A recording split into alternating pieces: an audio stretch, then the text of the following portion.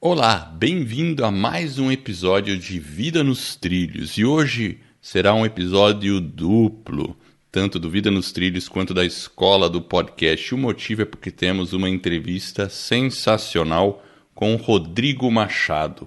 Ele que é jornalista, fotógrafo, produtor, trouxe a plataforma de crowdfunding para o Brasil. Ele hoje é atualmente CEO do Catarse. E ele evitou aí a Catarse a entrar praticamente numa falência quando vivia uma crise financeira muito séria. Então você vai ver como foi essa virada de página. E de quebra você vai ficar sabendo como você pode, através de uma ferramenta como a Catarse, ganhar dinheiro com o seu podcast.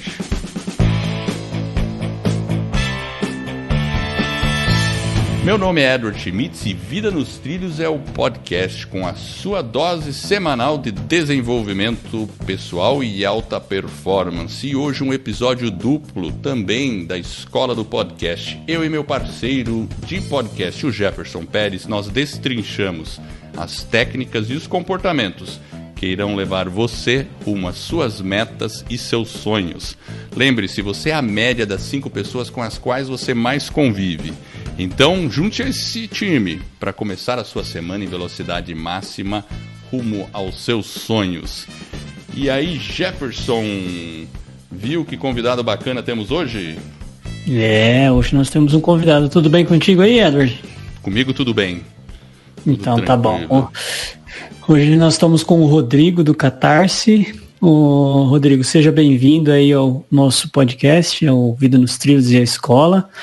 O Edward fez uma pequena introdução, se estiver faltando alguma coisa, aí você pode complementar aí. Seja bem-vindo.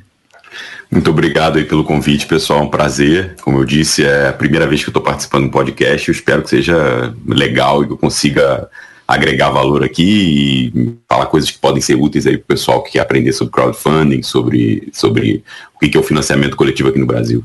Essa coisa de financiamento coletivo, eu falei no início sobre podcast, né? Para ganhar dinheiro com podcast, mas obviamente não serve só para podcast, né? Serve para você financiar qualquer tipo de projeto que você tenha, não é verdade? A gente tem uma gama bem variada de projetos, mas assim, claro que você vai ter diversas categorias, cada um vai usar do seu jeito, e podcast é algo que tem cada vez pintado mais no Catarse, é aparecido com mais frequência, principalmente no modelo de assinaturas, né, para você reter a sua audiência. Então, assim, mas assim, é um modelo que serve para muita coisa, desde você, muita coisa. Legal, a gente vai explorar isso aí um pouco, mas vamos começar assim lá atrás, vamos começar no melhor estilo Vida nos Trilhos, porque aqui no Vida nos Trilhos a gente sempre pergunta como é que era o Rodrigo pequeno, como é que era a família do Rodrigo, qual foi a origem, né? Quem que influenciou mais, foi o pai, a mãe, como é que foi essa dinâmica até chegar hoje? Vamos contar um pouco essa história aí. Como é que foi isso aí? Tá, vamos voltar lá para trás, né? Olha, eu nasci no Rio, né? Cresci no Rio de Janeiro. Hoje eu moro em Florianópolis, mas a maior parte da minha vida eu passei no Rio de Janeiro. Eu sou filho de 2 médicos, né? Um ortopedista e uma dermatologista. Olha que legal. Não tem nada a ver, tanto eu quanto o meu irmão, que também trabalha no Catarse, fomos mais para a área de artes visuais, mas assim, desde moleque... eu vivi na Tijuca, que é um bairro bem bairrista lá do Rio de Janeiro. Eu estudei a maior parte do tempo também da minha vida em escola pública, municipal, estadual e depois de segundo grau em uma escola federal, no Colégio Pedro II. E logo cedo eu sempre me interessei, minha mãe e o meu pai, os dois de uma maneira geral, assim, eles sempre estimularam muito a gente em relação a artes, levavam a gente em teatro, cinema, exposições.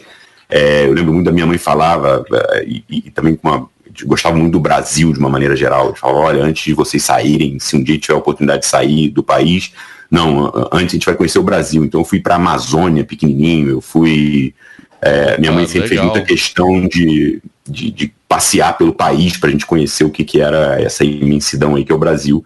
E foi uma infância muito, muito legal, assim, muito, muito na rua, com algumas histórias bem legais, até relacionadas a empreendedorismo.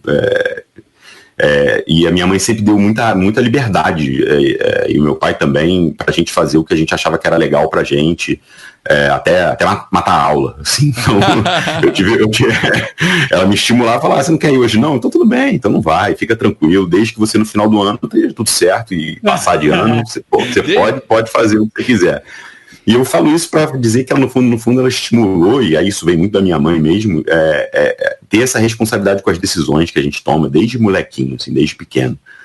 Então foi uma infância bem, bem rica, assim. Simples, nada demais, apesar de eles serem médicos, eles sempre tiveram uma posição de trabalhar em serviço público e tudo mais, mas muito livre, assim, sabe? Eu tive uma infância bem legal, assim, bem diversa, com contato com um monte de coisa, assim. Você ficou quanto tempo lá no Rio de Janeiro? Como é que foi? Olha, eu saí de lá faz 2 anos, então eu tô com 36, até os 34 eu vivi no Rio de Janeiro, e de tudo que a cidade ali oferecia. E tá há 2 anos em Floripa. 2 anos em Florianópolis, Que legal. Vim por causa de filho, né? Filho e filha. Para ter uma vida mais calminha, ver vaca. Eu moro numa parte da ilha que é bem mais calma, não é aquela Florianópolis que todo mundo conhece, de agitação. Então foi mais para procurar um lugar para ficar tranquilo. E porque o Catarse, ele queira ou não, todo o time é distribuído, né? Remoto. Então a gente tem gente em Belo Horizonte, Porto Alegre, Fortaleza, São Paulo, Uberaba, até na Austrália tem gente que trabalha no Catarse. Nós somos um time completamente remoto. E aí, por opção de vida mesmo, eu vim aqui para passar uma temporada mais calma, com as crianças podendo correr e fazer muita bagunça, assim. O Floripa é muito bonito e tem muitas empresas nessa área de tecnologia aí, não é? Bastante, tem um cenário bem, bem forte aqui, proporcionalmente, se você pegar São Paulo e Rio de Janeiro, até pelo tamanho de Floripa, é bem rico, assim, é bem desenvolvido, assim, tem algumas empresas aqui, um cenário bem aquecido de startups, assim. É verdade, uma época eu trabalhava, assim, nessa área de manufatura, eu sou engenheiro eletricista, eletrônico, né, então eu visitava algumas empresas aí na área de tecnologia, tinha muita coisa bacana, assim. Eu lembro que uma vez eu entrei numa empresa, assim, né? E eu tava, meio técnico comercial, fazendo contato, né? E, claro, eu tava bem vestido. Eu não tava de terno, mas eu tava bem vestido. E o cara me atendeu de bermuda, né? Tá na praia. Tá na praia, exatamente. Aí eu falei, pô, tô a fim de vir trabalhar aqui, né? É bem descontraído, cara. É um ambiente descontraído, sem dúvida nenhuma, assim. O Catarse também é assim, então tá tudo certo. Tô em casa também. Tá certo. Não, isso é bom. Ô Rodrigo, você comentou alguns minutos atrás sobre empreender enquanto era criança. Conta um pouco mais sobre isso.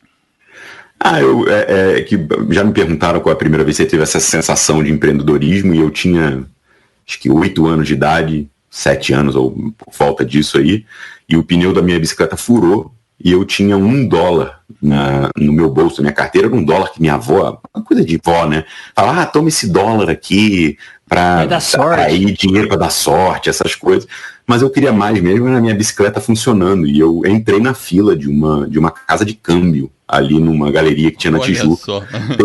Peguei a senha, esperei a minha vez, cheguei lá, eu lembro muito do balcão lá, olhando pro alto, a mulher olhando, mas o que você veio fazer? Eu vim trocar $1. E a mulher começou a rir, obviamente, né, a atendente.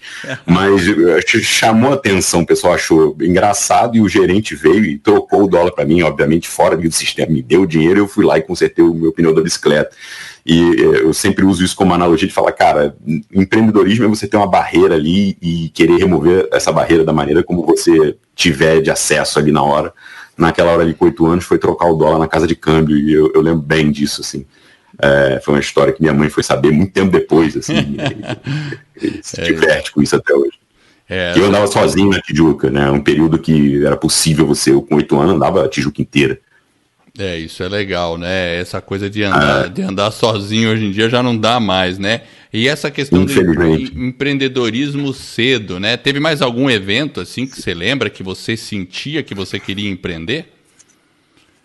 Lembro, a minha avó, enfim, ela viajava muito. Eu lembro da minha avó viajar muito, ela trazia, uma vez ela viajou, acho que pra China, se eu não me engano, e trouxe umas balinhas, que era um pozinho que estourava na boca, era novidade aqui, e eu vendi tudo lá na minha escola. Ah, isso é legal, né? Eu lembro de umas balinhas assim, né? Basicamente. Você sabe que quando você falou da escola, né? Eu lembro, eu também estudei em escola estadual em São Paulo, e ali a gente tinha uma semana, que era uma semana que o pessoal deixava, era meio, hoje em dia se você tentar fazer isso na escola é proibido, né? Vender coisa, né? Durante a aula, né? Mas eu comprava uns bolinhos, cortava em fatia, então o bolo custava, sei lá, R$5, daí eu cortava em 5 fatias e vendia por 2 cada uma, ganhava R$10, né? E já ia, né? Tinha umas coisas assim que eu fazia, eu achava legal. Eu acho que era isso. Eu acho que era isso, era essa coisa de feirinha, e eu aproveitei a feirinha ali, era bem isso aí mesmo. A memória é um pouco enevoada, mas eu lembro muito da casa de câmbio, mas essa é mais enevoada, mas eu lembro bem disso também. Assim. E o Jefferson vendia picolé, né, Jefferson? Eu já fiz bastante coisa também, já. Eu já fui meio... Sempre, né? A gente tem que aprender a se virar, né? Desde pequeno a gente viveu, né? Eu tenho 40, não tenho, né? Um pouco mais do que o Rodrigo. E um pouco bem menos do que o Edward, né? Poxa, mas a gente viveu... o que você tá falando aí? Mas a gente teve que aprender a se virar cedo, né? Então acho que todo mundo tem os seus desafios, né? E aquilo que você falou é legal, né? Porque os próprios pais, né, estimulavam de alguma forma. Isso. Existe uma certa liberdade que hoje, infelizmente, não é tão possível no país do jeito que a gente vive. A gente sabe que tem algumas dificuldades, alguns desafios. É mais difícil. É mais difícil. Ô, Rodrigo, quem influenciou mais você, seu pai ou a mãe? Assim, os traços do Rodrigo hoje? Olha, eu acho que cada um tem a sua boa parcela de participação, não estou sendo político não, porque é verdade.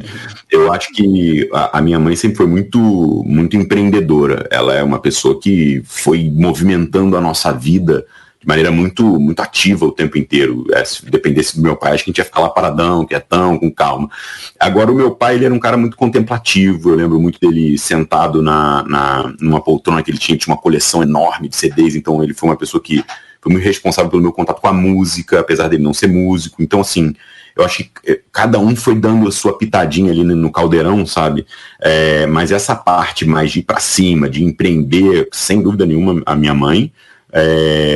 Mas a parte de calma, de manter uma certa tranquilidade, de apreciar as coisas, nessa vibe mais calma, acho que o meu pai é muito responsável por isso. E o meu pai sempre foi muito afetuoso, ele sempre teve muito presente, eles estão juntos até hoje. Então, assim, os dois são uma referência muito, muito forte, assim, tanto para mim quanto para meu irmão, e agora para os netos, né? Então, eu acho que eles dois contribuíram. Mas se for localizar no empreendedorismo, acho que, sem dúvida nenhuma, minha mãe, assim, que é uma pessoa muito agitada, sempre quis fazer as coisas e experimentar coisa nova, e não tinha medo de mudar, e não tinha medo de enfrentar o que viesse em decorrência da mudança. Então, assim, empreendedorismo, sem dúvida nenhuma, foi ela. Agora você falou uma coisa importante, né? Porque o seu pai influenciou você numa característica importante. Você hoje é CEO da Catarse, certo? Sim. Hoje sim. Uma capacidade fundamental é que quando a coisa tá naquele problema, saber manter a calma, né? Completamente, cara. E saber, aquele negócio que você falou de contemplação, saber observar, ter essa percepção, também é super importante, né? E eu acredito que você deve exercer isso com certa frequência, né? Né? Porque é um equilíbrio, né? Sem dúvida, e é muito difícil, tá? É muito difícil, a gente também adota um estilo de deixar as pessoas, você vê que tem a ver com isso também, de deixar as pessoas fazerem o que elas acham que elas têm que fazer em direção a uma visão que a gente tem, que a gente tenta transparecer para a equipe, mas é muito importante não se deixar levar por processo de ansiedade. Não é fácil, tá? Eu sou naturalmente um pouquinho ansioso. Eu acho que a ansiedade ela é benéfica, tá? Quando você usa ela a seu favor, né? De saber que, olha, você tá ali sempre tentando antever cenários, mas se você perde o controle desses processos de ansiedade, é ruim. Assim, é bem ruim, não vale a pena. Você tem que ter calma, você tem que saber dar espaço para as pessoas, você tem que observar realidades e abordagens que são diferentes das suas, porque senão, no fundo, você tem um grupo de pessoas que está ali fazendo o que você quer que elas façam, e não é nisso que a gente acredita. A gente acredita que você tem um objetivo, um caminho, uma visão, e que, cara, cada pessoa tem uma potência e cada pessoa vai contribuir onde ela é potente, e que se você não souber dar esses espaços, em geral, enfim, eu não acho que é a melhor maneira. Acaba não dando certo. Você tentar retirar de cada um o que cada um tem de melhor, né? Isso. E agora, Rodrigo, depois que você... Só uma coisinha. Fala, Edward. Depois que você saiu lá da infância e tal, aí você chegou no jornalismo, provavelmente, né? Não sei se ia perguntar alguma coisa nessa linha, Jefferson. Era qual que foi o próximo passo, né? Então, tá vendo? É que eu tô sacando o que você ia perguntar. Próximo passo. Depois saiu... Como é que foi? Jornalismo, tal... Minha esposa é jornalista, por sinal. Eu falo que eu sou um jornalista que nunca trabalhou em jornal, né? Mas eu extraí muita coisa de jornalismo. Na verdade, antes de tudo, foi assim, eu pulei de escola várias vezes. Por uma série de razões, não me adaptava, enfim. Nada demais, assim, mas não me adaptava, e minha mãe sempre muito paciente com isso, meu pai também. E na faculdade não foi muito diferente. Eu tive uma certa dificuldade de achar o que eu queria fazer, sabe aquela coisa? Sim. Eu não acreditava muito que você sai do segundo grau e tá com certeza absoluta do que você quer na vida, né? Então eu passei por cinema, belas artes, e das duas eu larguei a faculdade ali em períodos iniciais, assim, e acabei indo trabalhar, na verdade, antes mesmo de fazer jornalismo, numa escola de fotografia, chamada Ateliê da Imagem, que está aí até hoje, é uma referência lá no Rio. E comecei a trabalhar como assistente lá para poder não só entrar em contato com vários profissionais, mas também para aprender, fazer curso também em troca de trabalho, né? Fiz os primeiros cursos como pagante, mas assim, depois eu acabei trabalhando na escola, e só depois eu fui entrar no jornalismo, que daí já foi minha mãe falando: eu não quero saber o que você vai fazer, eu quero um diploma na minha mão em 4 anos. Isso aí. Acabou o teu crédito de, assim, tô em dúvida, tô indeciso. E foi muito importante. O jornalismo me deu muita consistência, me deu habilidades que eu uso até hoje de apurar as coisas, de analisar foi muito importante, assim, mas foi por aí, assim, a trajetória escola, faculdade, foi meio nesses termos aí. Eu convivi bastante com jornalistas, porque minha esposa é jornalista, né? Então, quando ela estava estudando, a gente já namorava. Enquanto eu fazia engenharia, e ela fez lá na Paulista, né? Casper Libero, né? E ali era uma maravilha, né? Porque depois a gente saía para tomar umas, né? Então eu sempre ia encontrar ela com a turma. Qualquer faculdade, né? E, nossa, era muito legal, né? Então eu convivi. Mas o jornalismo é uma profissão interessante porque realmente ela dá muitas possibilidades de atuação, né? E, assim, no Brasil é um bom, assim... E ainda mais hoje em dia, né? A gente não consegue se fixar numa posição. Eu fiz engenharia. Hoje também sou podcaster, né? Então, assim, não existe mais, né, uma coisa estática fixa, né? E essa habilidade a gente tá transitando por várias, né? E você já tinha esse elemento de não querer se fixar em algo imutável, né? Receber um rótulo e acabar por aí, né? Eu acho que tinham várias habilidades de várias profissões que me interessavam e não tinha uma maneira de juntar todas elas numa só. E acho que isso gerou uma confusão também. Mas no fim das contas foi ótimo fazer jornalismo, sim. Foi a melhor escolha, assim, eu não mudaria isso, não. E, Rodrigo, às vezes a gente se sente um pouco fora dos trilhos aí. Conta aí um momento que você tava meio fora dos trilhos aí, como que você percebeu e como que você voltou pros trilhos aí? Tá, acho que são mais de um momento, né? Mas os que mais sempre, né? Difícil. Pega a predileta, aquela predileta. A predileta. A predileta, acho que foi na beira de eu acabar a faculdade, que foi quando eu acabei encontrando o financiamento coletivo. Eu vinha de uma experiência ali, eu fiz a faculdade de jornalismo trabalhando como produtor cultural e fazendo freelas de fotografia e de vídeo, de várias coisas, e eu me envolvi com um festival chamado Mostra Livre de Arte, no Circo Voador, e aquilo para mim foi muito foi ali embrionário do que a motivação para criar o Catarse. A gente tentava reunir diversos tipos de arte num festival concentrado ali em 4 dias de festival. E quando eu estava terminando a faculdade, eu fiz a TV universitária. Então eu fiz parte da TV universitária da PUC, do Rio de Janeiro. Então eu ia para a bancada, fazer reportagem, tudo mais, e eu não conseguia de jeito nenhum achar que aquilo ali era a minha vida. E dado o meu histórico, podia, enfim, dava para concluir também que eu estava ali confuso de novo. E na verdade não, eu era procurando algo que me desse uma motivação mesmo, e eu me sentia muito perdido, assim, de falar, caramba, eu vou terminar a faculdade e não sei para onde é que eu vou. E quando eu cheguei na hora de fazer o TCC, que eu estava muito fora do trilho mesmo, que eu estava inventando, que nem quando você chega ali para fazer TCC, que você começa a inventar o que você vai fazer, né? Porque uma tortura, a minha companheira, né? É uma tortura. A minha companheira falou, olha, eu estava querendo fazer um negócio, ela falou, cara, para de pensar nessas coisas, para de pensar em fazer uma coisa do outro ali, porque é mais simples, e faz uma coisa que você curte. E numa madrugada, que eu estava procurando coisas ali para mostra, para o festival, eu dei de cara com o Indiegogo e com o Kickstarter. E aí os trilhos voltaram para o lugar ali, estalando o dedo. Foi a madrugada de duas plataformas de financiamento americanas, coletivo, né?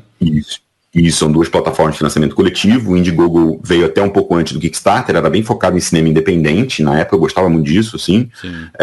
Hoje em dia eles não fazem mais isso, eles pivotaram a empresa inteira para outra coisa, mas é financiamento coletivo ainda. O Kickstarter, que é uma das principais referências da gente. E quando eu vi aquilo ali, eu falei, é sobre isso aqui que eu vou fazer o meu TCC.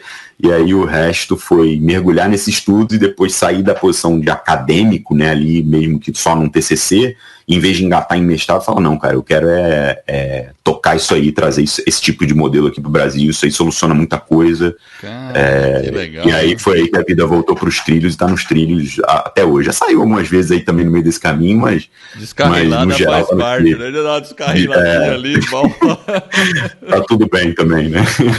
Mas essa foi uma descarrilhada que acabou dando uma guinada na sua vida e acabou colocando você num rumo que você tá até hoje, né? E trouxe pro Brasil essa questão do conceito do financiamento coletivo, né? Caramba, então... Foi a melhor descarrilada que já me aconteceu. Olha só, né? Então, ali você fez um TCC sobre financiamento colaborativo, aí você se formou e aí você já pensou em fundar...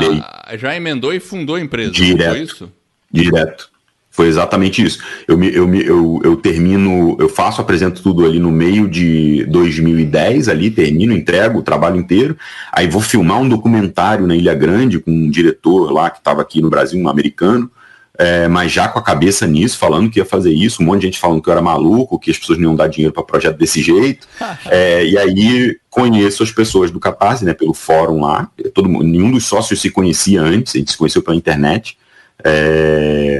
e aí em 2011 a gente já estava lá fazendo e tocando. Mas explica aí, como é que você teve a ideia? Aí você encontrou pessoas que também... Como é que você juntou pessoas nessa sua ideia, nessa sua empreitada? Como foi? Você já tinha alguém com você ou não? Você falou de um fórum, né? Entrou num fórum, né? Isso. Foi? Na verdade, você vê que tinham várias pessoas ao mesmo tempo tendo a ideia, né? Perseguindo isso por diferentes ângulos, né? O que a gente fez foi se achar. E, na verdade, o Luiz e o Diego e o Daniel, que são também cofundadores do Catarse, só o Luiz hoje está ativo na empresa, trabalhando também, o Daniel e o Diego não estão mais trabalhando, eles fundaram um fórum chamado Crowdfunding BR. E eu procurando, eu e o meu irmão, que também é um dos cofundadores, a gente achou e começou a conversar. Tanto que cada um estava fazendo a sua própria plataforma, e a gente resolve, em vez de competir ali no início de cenário, que não fazia sentido nenhum, se juntar. E acho que esse foi a grande sacada. Então, no fim do dia, ninguém se conhecia. O Diego, são 3 bloquinhos, né? O Diego e o Luiz se conheciam em São Paulo, faziam a FGV de São Paulo. O Daniel, que era desenvolvedor, dançava tango em Porto Alegre. Eu e o Thiago no Rio de Janeiro. Uma experiência mais de produção, de comunicação, e uma experiência prévia minha também de curadoria de projetos, de buscar artistas e de trabalhar com isso. Aí todo mundo resolve se juntar e aí o Catarse, a gente fala que a gente trouxe o crowdfunding, né, para o Brasil, assim, o financiamento coletivo. Foi bem legal. Interessante. Porque olha que engraçado, né, porque vocês fizeram uma coisa coletiva para fazer o financiamento coletivo, né? Isso aí. Fizeram coletivamente uma coisa que era para o coletivo, então faz até que meio que sentido, né? Essa foi um pouco a conclusão mesmo, assim, de falar, cara, para que a gente vai ficar competindo aqui no início? Não faz sentido, nem tem nada. A gente tinha habilidades complementares, vamos que vamos, assim, vamos nessa. Interessante, mas como que foi o início? Exato.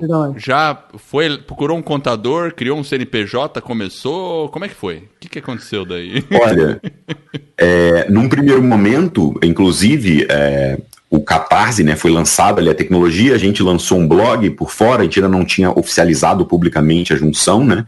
Então o Catarse lança ali em janeiro, a junção a gente oficializa em abril, e aí as marcas a gente funde todas e permanece o Catarse, e aí a gente começou a tentar operacionalizar isso. O primeiro desafio que a gente teve foi que, assim, isso não era regulado, não tinha nenhum tipo de referência no Brasil de como é que você faz isso? Como é que você pega dinheiro das pessoas na internet, com pagamento de boleto, cartão de crédito, e depois transfere para uma outra pessoa? O que é isso?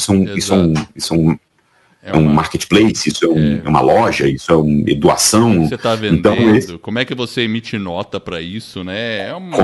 Exatamente, assim. Eu já estou pensando aqui, como é que faz isso? foi bem, até hoje não existem áreas da atividade que a gente faz que são zonas cinzas, que ninguém consegue enquadrar completamente, assim. Mas de qualquer forma, foi isso. Acho que o primeiro ano todo foi validar o modelo, entender que ajustes que a gente tinha que fazer e fazer toda essa parte burocrática também, de falar, cara, qual é o objeto social da nossa empresa, sabe, coisas que nem são tão glamurosas, né? Então, as pessoas quando olham a startup, vê o lado glamuroso, mas não sabem que tem todos esses perrengues aí que tem que falar, tem que procurar um contador, daí o cara, o que vocês querem fazer? Mas não entendi.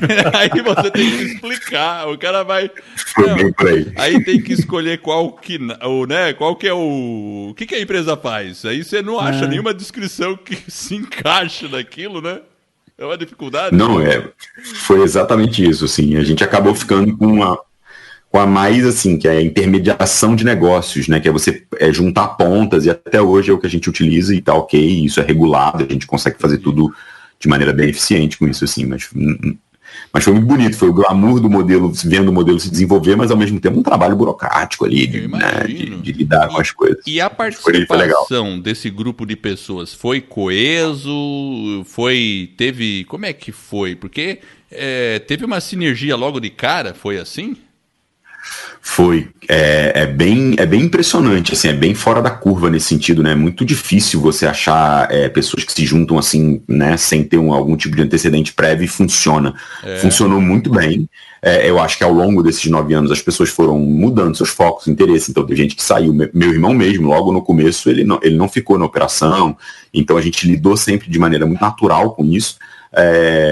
Mas funcionou muito bem, porque justamente isso, as habilidades eram muito complementares, a gente teve um trabalho bem grande de alinhar o que cada um esperava daquilo, como é que a gente queria seguir, então foi um trabalho que hoje é a base de tudo que o Catarse se tornou, tá lá em 2011, nas conversas que a gente teve, a gente fala do famoso Peixinho Grumari, que é uma praia longe lá do Rio de Janeiro, que a gente foi até lá aos 5, a primeira vez que a gente se encontrou, sentou, ficou na praia o dia inteiro discutindo o que a gente esperava daquilo, como é que a gente achava que aquilo ia se desenvolver, como é que a gente lidaria até com eventuais conflitos ou gente querendo sair ou qualquer coisa do gênero, porque a gente sabia que a gente não tinha toda aquela, né? Nós não éramos pessoas que se conheciam há anos. Exato. E que de repente resolveram poderia juntas mudar alguma coisa. Então quando vocês criaram provavelmente o contrato social da empresa, vocês provavelmente previram essas situações, né? É isso que você está me dizendo? Prever não. A gente, na verdade, a gente sempre teve muito ligado à ideia de que, assim, se a gente combina alguma coisa, a maneira mais ágil de se fazer isso não é servir essas burocracias. E a gente fala, cara, a gente combinou aqui, vamos agir dessa forma. Hoje em dia, talvez eu não fizesse dessa forma, tá?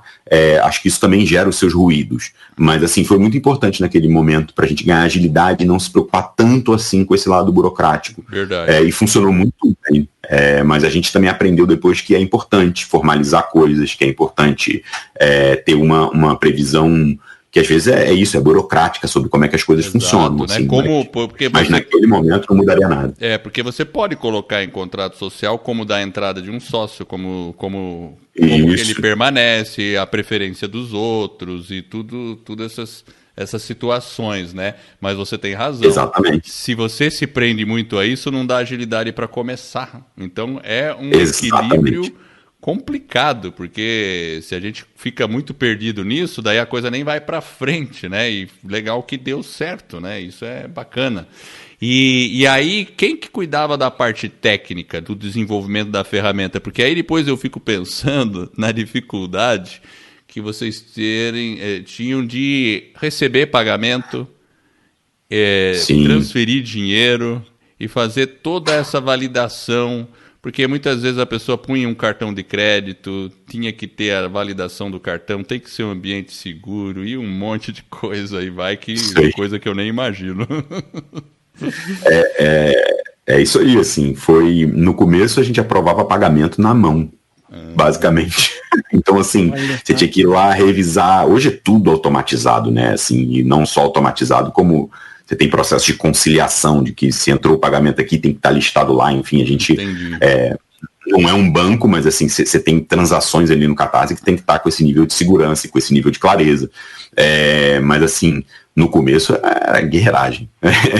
Mas assim, sempre foi uma característica nossa se preocupar muito com a solidez disso, com isso estar seguro, com a gente ter muita responsabilidade, né? Eram pessoas ali que estavam apoiando coisas que elas gostavam, então assim, mas foi bem, bem importante. Quem cuidava no começo do desenvolvimento era o Daniel Weimann, e depois isso foi mudando. O Daniel até saiu para empreender outras coisas, empreendeu uma equipe de desenvolvimento. Hoje ele até tem um grupo lá, faz um trabalho forte com isso, de ajudar fundadores que não são técnicos, né, a tirar suas ideias do papel ali, e depois de um tempo a gente foi solidificando um time de desenvolvimento que estava lá o tempo inteiro, que servia a essa ideia de evoluir a plataforma aos pouquinhos, de maneira incremental, sempre baseado em feedbacks, assim. Então, estabelecer essa metodologia de desenvolvimento também foi um desafio bem legal, assim, no começo, assim. E hoje vocês trabalham remotamente, né? Então isso também é uma da agilidade, mas dá um desafio também, né? Completamente. Entendi. Você tem alguma prática, assim, qual que seria a sua recomendação maior para quem quer trabalhar? Porque eu já vi muitos empreendedores digitais, por exemplo, vamos falar que é um empreendimento digital, que eles começam todo mundo em cada um lugar, mas de repente chega um momento que eles falam, não dá mais, tem que estar todo mundo junto. Aí é uma decisão, né? É uma decisão até de porte de empresa tal, né? Mas se for para trabalhar remotamente, qual seria a maior sacada para isso dar certo? Tem alguma? Se é que tem alguma, né? Tem algumas, na verdade, assim, eu sempre falo que assim, não é nada difícil saber se as pessoas estão trabalhando. Isso é um medo, né? Muito comum das pessoas, mas trabalhar remoto, distribuído, você não vai saber se a pessoa está trabalhando. Não é nada difícil. É muito simples, na verdade. Mais difícil é saber como é que as pessoas estão. Como é que elas estão se sentindo, se elas estão bem, se elas têm clareza sobre determinadas coisas que você está fazendo na empresa. Então, assim, o mais importante mesmo é comunicar de forma muito clara para onde é que você está indo e até, assim, comunicar em excesso, assim, até se sente, caramba, eu estou comunicando em excesso, mas é necessário num time remoto e ter processos, geralmente, pouco engessados, muito ágeis, o mais ágeis possíveis, para as pessoas poderem saber o que elas têm que fazer e fazer. E não ficar querendo processualizar demais as coisas. É claro que eu não estou falando que a gente tem que largar tudo e falar, vai lá, faz qualquer coisa. Não, mas sempre estar comunicando com clareza para onde é que a gente está indo e as responsabilidades e papéis das pessoas, assim, isso tem que estar sempre muito, muito, muito claro, porque senão é fácil das coisas desandarem, assim. Mas a gente hoje está bem craque nisso, sim, e não é um problema atual.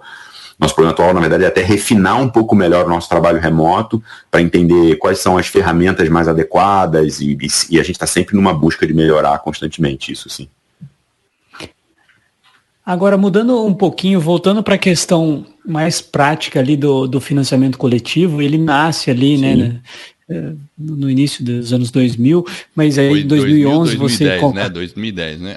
Nasceu lá fora nos 2000, foi isso? Eu tô dizendo lá fora, tal, sim. Kickstarter e tudo mais. Agora, falando aqui um pouco de Brasil, quando chegou, o pessoal não conhecia, como que você vê hoje, assim, do que ele estava lá quando vocês começaram para o nível de consciência que existe hoje em relação a esse tipo de solução? Tá. Olha, ainda tem muito para o que se expandir, tá? mas melhorou demais. E você observa essa melhora em algumas verticais específicas, assim. Então você pega, por exemplo, a comunidade de quadrinhos, publicações de uma maneira geral, você vai ver que esse pessoal, cultura geek, como já está muito colado nesses hábitos da internet, o financiamento coletivo se desenvolveu muito bem entre eles, assim. Em outras áreas que que estavam muito mais acostumadas com vias mais tradicionais de financiamento, essa curva é um pouquinho mais lenta, mas está chegando também. Mas o que mudou muito foi o acesso ao meio de pagamento online, a facilidade de fazer um pagamento online, de se comunicar online, destravou muita coisa, assim. E a gente acha que a gente vai viver o que os Estados Unidos ali e outros países viveram mais para agora, porque essa infraestrutura de base, ela está bem mais desenvolvida aqui no Brasil hoje em dia. Mas o financiamento coletivo, o modelo, ele depende muito das cadeias produtivas de cada categoria, né? Se você não tiver uma cadeia produtiva, por exemplo, de cinema, você vai ver que no Kickstarter os caras colocam gente em Sundance há 10 anos. Mas você olha a cadeia produtiva de cinema nos Estados Unidos, ela é muito bem desenvolvida. É verdade. Aqui tem desenvolvimento? Tem, mas assim, ela ainda tem acesso a meio de produção, ainda tem algumas dificuldades, tem restrições. Então, assim, o financiamento coletivo, ele geralmente prospera onde essas cadeias produtivas estão no estágio de desenvolvimento X. Se você estiver abaixo disso ou acima disso, vai facilitar ou não a adoção do modelo. Mas a infraestrutura geral de pagamentos no país e a cultura de botar dinheiro na internet, que antes era um medo danado, né? Hoje em dia não é uma dificuldade, assim, já melhorou demais, assim, demais mesmo. Nessa questão de cadeia produtiva, até uma coisa que me ocorre é a facilidade, por exemplo, nos Estados Unidos, de você criar um evento com pessoas. Né? Sim, porque sim. Não só a infraestrutura dos hotéis nos Estados Unidos, ela é muito, assim, claro, aqui tem hotéis com boa infraestrutura, mas você conta no dedo. E não é em toda cidade. Lá em qualquer cidade, em qualquer lugar, grande capital, você vai encontrar várias opções de hotéis com boa estrutura para você criar um evento. E você encontra, assim, toda a cadeia. Que você falou mesmo, a cadeia produtiva, ó, eu preciso fazer isso, preciso fazer isso. Já existem profissionais para te ajudar em tudo isso. E aí a coisa acontece. Aqui no Brasil, quando você vai falar, não, eu preciso fazer isso. Tá, mas e aí? Putz, não sei. E aí, não sei. Daí tem que improvisar, né? É o jazz, né? Tem que ir no jazz ali. Jazz, né? Então, isso dá uma casca também. A pessoa quer fazer um filme. Vou fazer um filme. Quero fazer uma produção, sair lá em Sundance, não sei o quê. Mas aí, para começar, ele vai ter a dificuldade, porque se ele precisa de uma locação, alguma coisa, até toda essa cultura que está envolvida, né? Até para conseguir uma permissão de fechar uma rua para fazer alguma coisa, eu fico imaginando como é que faz isso no Brasil, né? É por aí, assim, essas coisas que a gente acha que são detalhes e que são acessórias, mas na verdade são elas que fazem tudo ficar mais fluido, né? Então, dinâmica, né? Cria uma dinâmica diferente, né? Isso. Acesso à locação de equipamentos, se for no caso do cinema, ou você, por exemplo, ter uma rede de gráficas muito bem feita no caso de publicação e não depender da distribuição das livrarias. Enfim, cada coisa vai ter o seu aspecto, cada categoria vai ter o seu aspecto ali particular.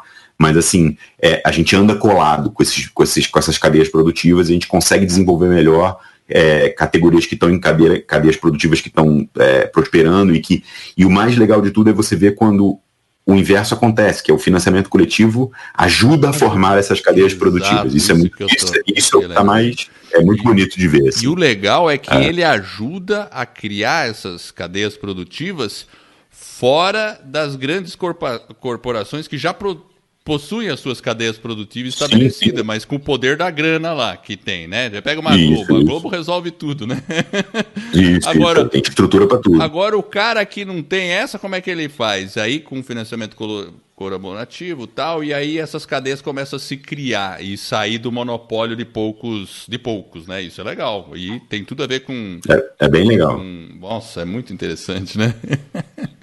Não, e tem muita oportunidade para empreender ao redor disso, assim, desde gente que vai, auxiliar projetos a captar melhor, até pessoal que está pensando em como distribuir recompensas depois, assim, existem espaços ali ao redor da atividade do modelo de financiamento coletivo que tem espaço para empreender, bastante espaço. Quais projetos que a gente nunca imaginaria que existe lá? que tem assim de inusitado? No Catarse, você diz? Pode ser, ou em algum outro lugar, não precisa ser no Catarse, que um financiamento colaborativo já fez. Eu já andei fuçando e às vezes a gente vê uns projetos meio assim, você fala, nossa, que coisa legal.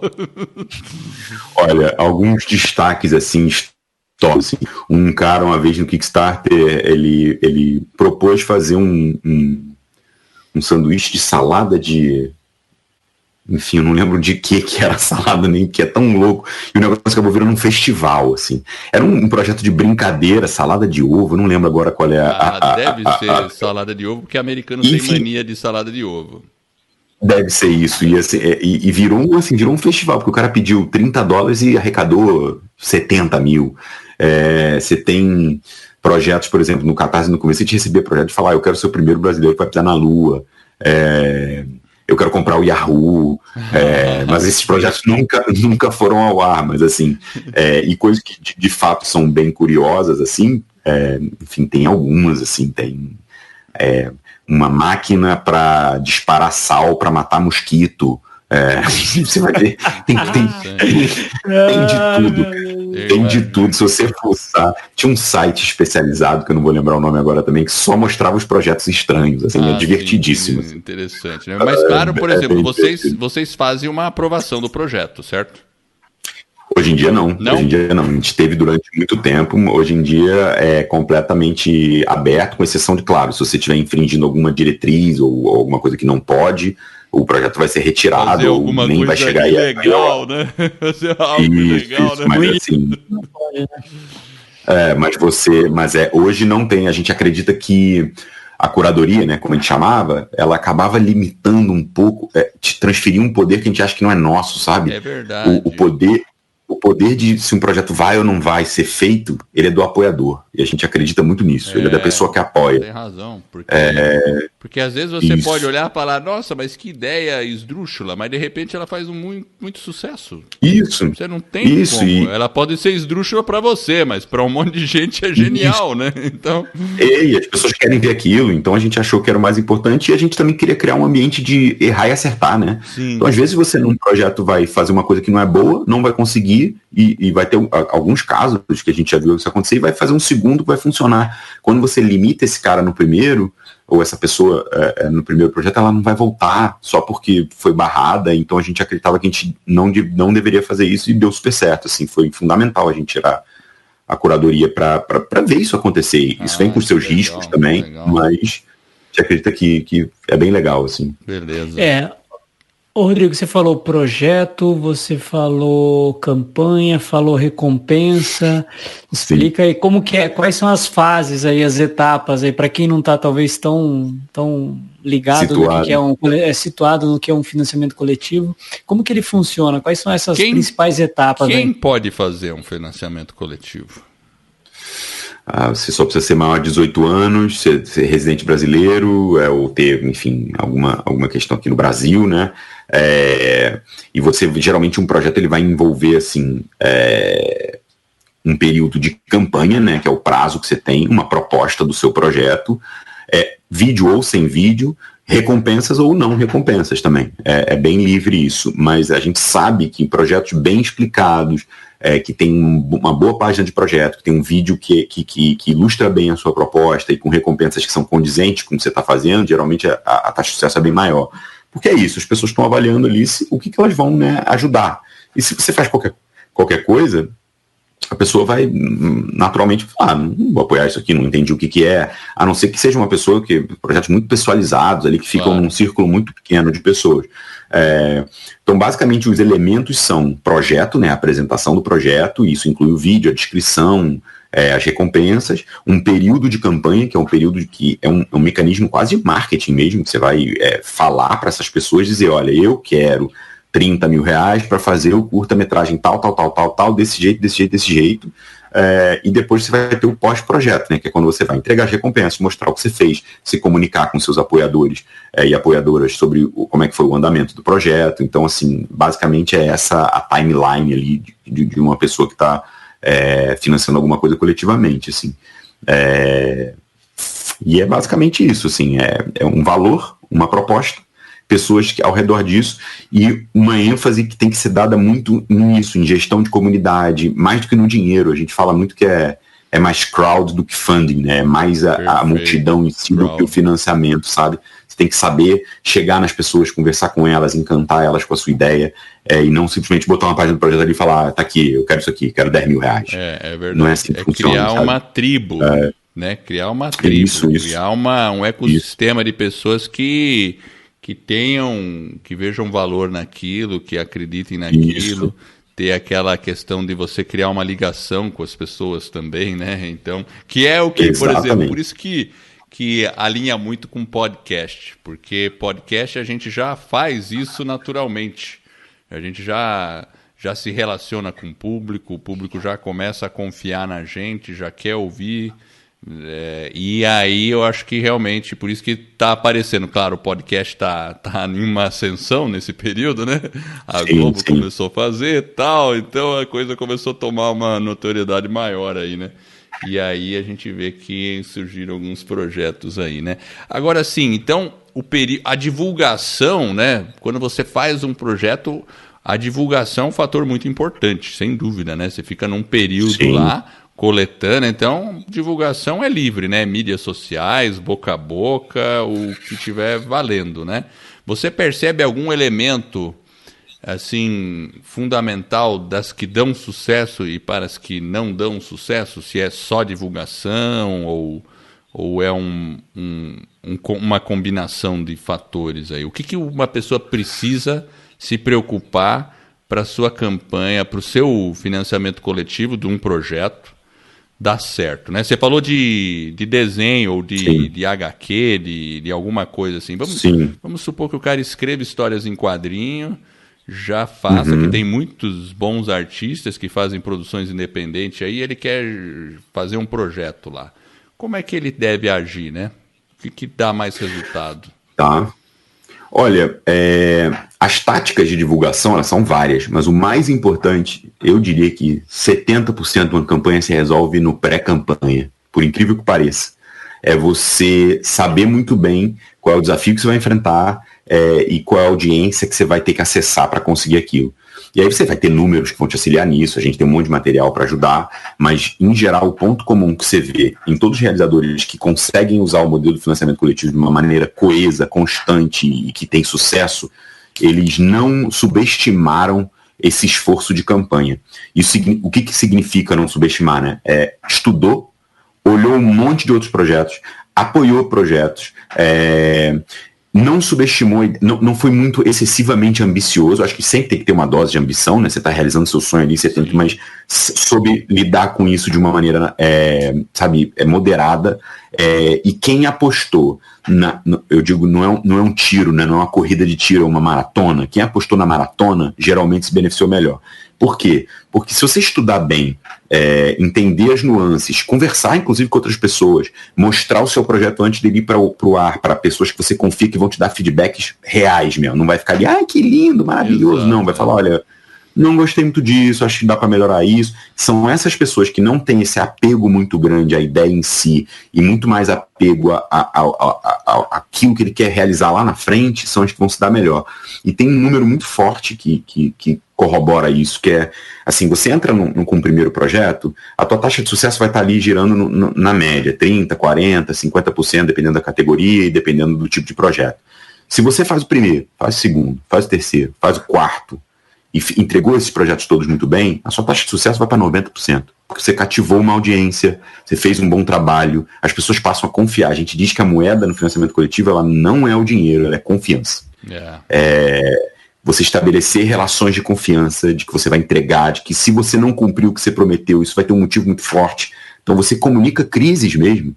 A gente viu projetos que atrasaram às vezes um tempão, mas como o realizador estava lá comunicando, dizendo, contando os problemas, aquilo, em vez de virar um problema, vira um aprendizado para todo mundo. As pessoas falam, olha só, até por essa questão da cadeia produtiva que a gente estava falando, eu posso me prevenir de não acontecer isso comigo. Olha que legal, o cara tá falando ali abertamente. Tem uma oportunidade ali, talvez, né? Tem uma oportunidade ali, talvez. Então, assim, quem age com confiança, com transparência e com ambição, mas dentro de um nível moderado do que é uma ambição, geralmente vai estar muito bem. E se planejar. essa história de vou montar o meu projeto hoje e lançar amanhã, só funciona, para não dizer que não funciona, com quem tem uma audiência muito bem estabelecida e que já tem a expectativa sobre aquilo que essa pessoa vai fazer, já previamente de qualquer montada, modo, ela feita. Tem uma base. Ela tem uma base. Exatamente. Ela tem. Mas ela poderia ser mais potencializada, né? Se você fizesse também esse trabalho de base, ela poderia ter um resultado talvez ainda melhor, né? Sem dúvida. Então, são esses os elementos, assim. E no caso, assim, por exemplo, a pessoa cria um projeto, vamos supor, né? Vamos criar um projeto aí para... um projeto que não é um valor muito grande. Vai lá, R$5.000. Não sei quais são. Existem níveis? Você pede quanto você quer? Como é que funciona? Tem níveis ou não? Pede quanto quiser. A gente recomenda você trabalhar sempre com a ideia de mínimo, né? Mínimo para viabilizar. E se você quiser conseguir sentir que o seu projeto está ganhando mais tração, você trabalhar com o que a gente chama de meta estendida, que é você falar, olha, com 25 eu faço isso. É muito comum ali em jogo de RPG, então com 25 eu faço isso, mas se eu chegar a 50 eu vou dar mais um bônus X para todos os apoiadores. Se eu chegar em 70 eu vou fazer mais isso. Então, porque o mínimo é o que destrava o teu projeto, e é o mínimo que você quer colocar no mundo, né? Então, você pode pedir o que você quiser. É claro que a complexidade de um projeto de R$4.000 é muito diferente do que é um projeto de 100, de 50, de 200, 70, exatamente. Mas, então, uma pessoa vai lá, ela fala, não, poxa, eu estava precisando de R$10.000 para realizar o meu projeto. Vamos supor que a pessoa precisa fazer o livro de RPG dela, né? Daí, ela quer fazer R$10.000, R$10.000 eu posso dedicar a ele, fazer, distribuir para as pessoas que compraram, tal, e pode ter uma extensão para 20, enfim, né? Aí vamos supor que ela chegue ali, num primeiro momento, a 9.500 e terminou o prazo do projeto dela de... Não sei como é que é, ela lança o projeto e tem um contador que fica lá, ó. Sim, se chegou 9.500, o que acontece? Se chegou em R$10.000, eu entendo que ela vai receber os R$10.000 e ela tem que trabalhar e entregar o projeto. Exato. E faz parte dessa relação de confiança. É bom que ela entregue mesmo, porque senão o pessoal vai ficar bravo, né? Exato. Então vamos pensar na primeira hipótese. Vamos supor que ela conseguiu os R$10.000 e aí ela não entrega o projeto. O que acontece? As pessoas que colaboraram podem pedir o dinheiro de volta? Não? Como é que funciona isso? Não, é um processo de doação, né? E que tem um risco envolvido. Tanto que a gente recomenda muito que as pessoas avaliem o projeto. Tem até um bonito em latim para isso, mas assim, olha, se eventualmente o que acontecer, a gente está tentando mitigar o risco para todo mundo. Eu sempre digo que é raro acontecer. Geralmente 9, 10% acontecem atrasos. Mas a pessoa entrega o projeto, e numa quantidade menor é que realmente não entrega. Até porque tem um processo de, assim, se você não entregar, você está se queimando no nível, total. Assim... É uma vez, difícil. Né? É aquilo lá, é uma vez, né? É uma vez, né? Exatamente. Perfeito, então tá. Então tem esse passo. Agora, se o cara entregou, tá tudo bem, entregou o projeto dele. Agora, se ele chegou lá em o efeito oposto, 9.500, não conseguiu juntar os 10.000, o que acontece? Se a pessoa tiver optado pelo modelo tudo ou nada, todo mundo vai receber o dinheiro de volta.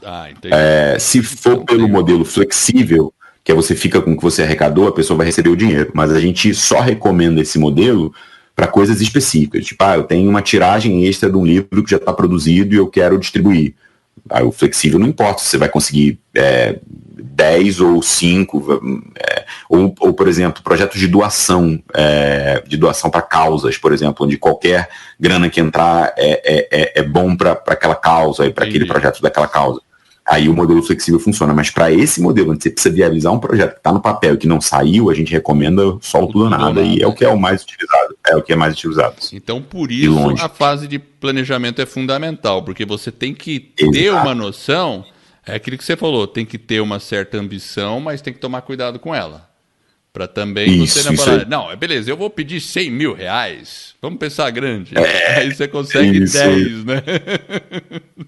É que é muito comum, né, a gente adorar a nossa ideia e ter muito afeto por ela e estimar ela de uma maneira, mas assim, eu gosto muito de falar, cara, se coloque em dose de realidade, mostrando para as pessoas, conversando com pessoas confiáveis, porque são pessoas que realmente vão te dar feedback, são as melhores pessoas, assim, porque é o melhor mecanismo para moderar a sua ambição, assim, a pessoa fala, olha, cara, é muito legal o seu projeto, mas começa mais devagar.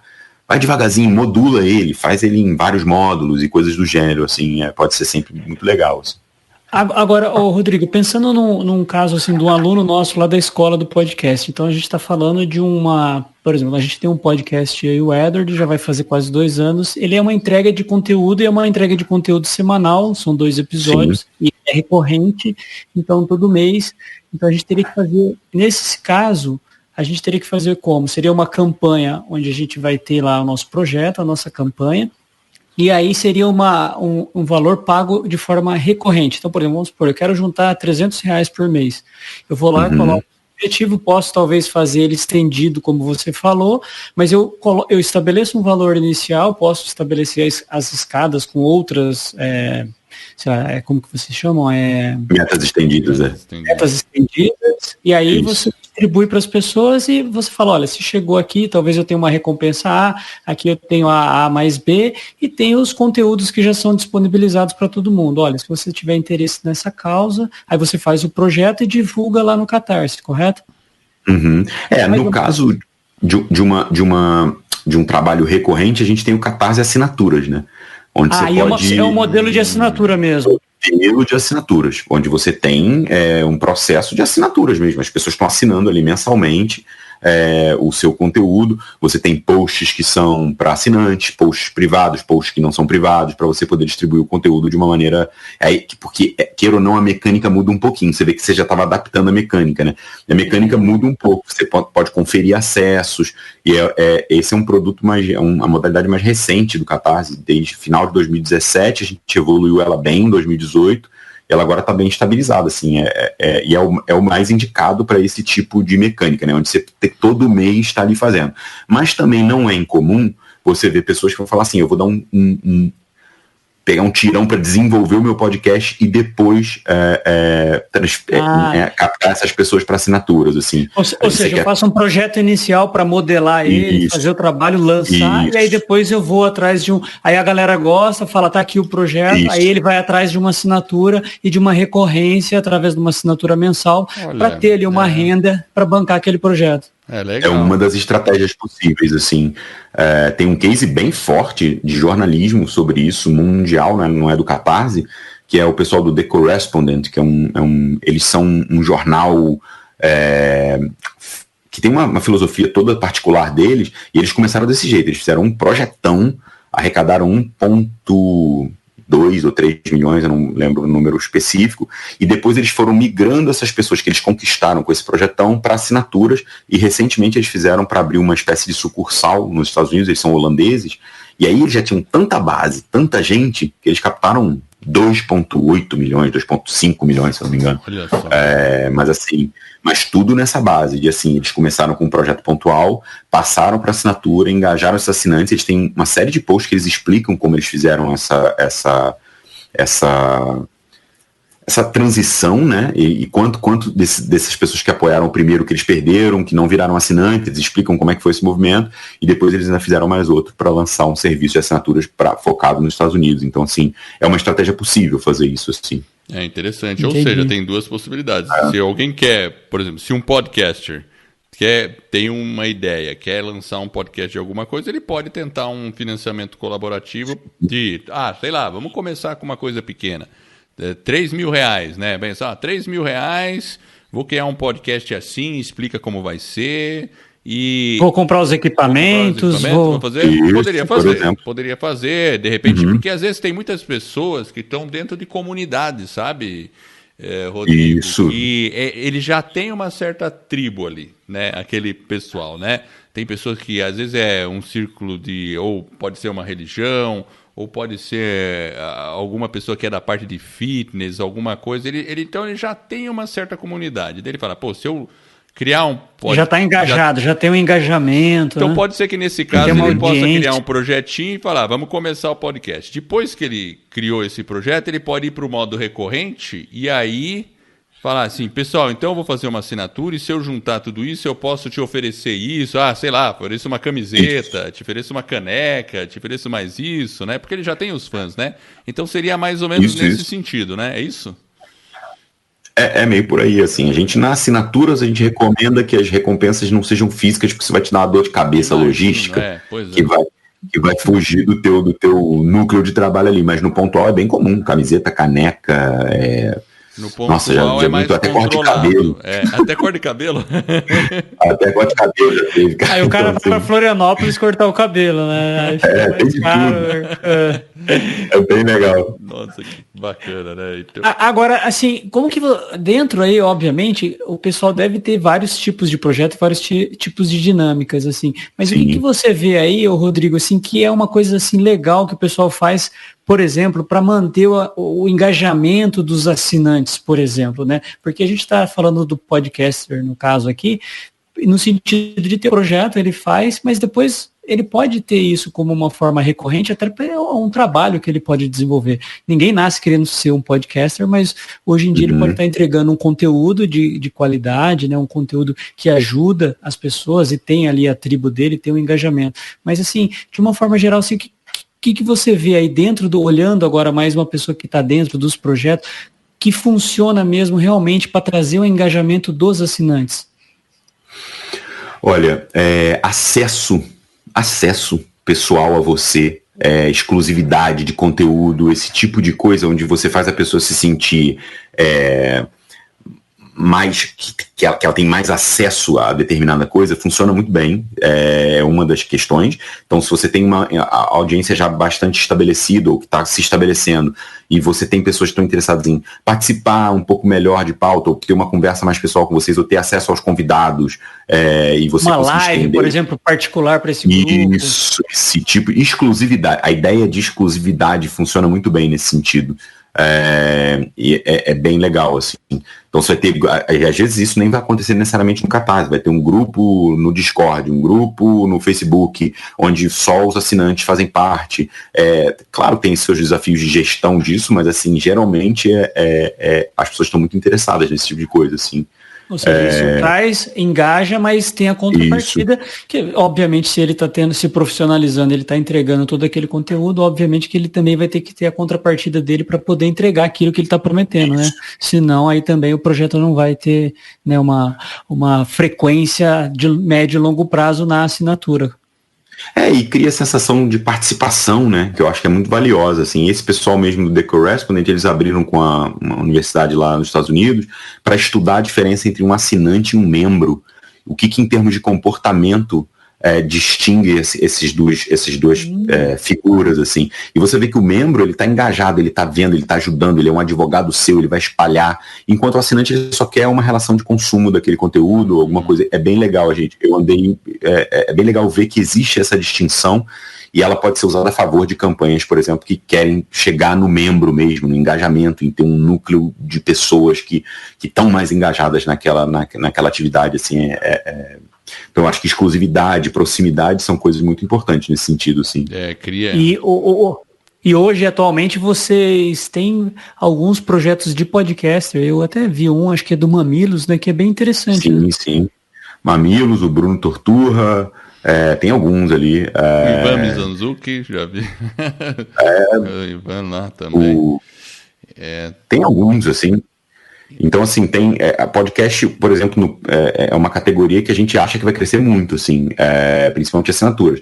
Ao mesmo tempo, é isso também, né? Existem muitas opções. Então, você vai ver gente que tem o Catarse, mas tem outra coisa e tem outra coisa. Então, é um grupo de pessoas, né, que vai variar de acordo com o tema sobre o podcast, que vai ter diversas técnicas de como monetizar isso, assim. Sim. Mas sim. Mas é uma técnica acho boa. Que a assinatura é um modelo bem. Sim, é um modelo bem adequado, assim, né? Sim. Legal. Deixa eu dar uma virada agora aqui, né? Porque eu sei que. Agora vamos falar um pouco do empreendedor, do Rodrigo empreendedor aí, e de dificuldades. Porque assim, até eu tava vendo lá no seu LinkedIn, né, que teve dificuldades ali na Catarse, né? Parece que 2015 foi um ano mais difícil e aí você assumiu no ano seguinte como CEO. Conta um pouco isso que você puder compartilhar conosco, né? Lições aprendidas e esse novo rumo aí. O que foi aí? Tá. A gente, de 2011 até 2014, todas essas maluquices que a gente faz, a gente é mais maluco ainda. Então a gente, por exemplo, não tinha hierarquia. A gente tinha zonas de responsabilidade. A gente não tinha hierarquia mesmo, assim. Eram zonas de responsabilidade, papéis, mas não existia um tomador de decisão que toma decisão quando ninguém mais consegue tomar, né? Em 2015, em 2013, 2014, a gente viu um crescimento maior ali do modelo e a gente sentiu que a gente precisava começar a botar mais lenha na fogueira para acelerar. Em 2015, a gente decide por fazer isso, por ficar, vamos transformar, vamos mudar um pouquinho o modelo de gestão da empresa. Então, a gente pensou ali quem podia ser o CEO, a gente começou a pensar como é que as áreas iam reportar as coisas, estruturar mais um pouquinho esse processo. E a principal estratégia que a gente adotou foi uma estratégia que hoje assim, a gente contratou muita gente, a gente cometeu um erro que eu hoje em dia olho para trás e vejo que é muito clássico, assim, que é associar tração, crescimento e ultrapassar desafios contratando gente. Você contrata gente. E você não cuida de coisas como cultura da empresa, como é que essas comunicações e como é que essas funções estavam circulando. O mercado tinha ficado mais competitivo, então tinham mais concorrentes e mais complexo também, por uma série de razões.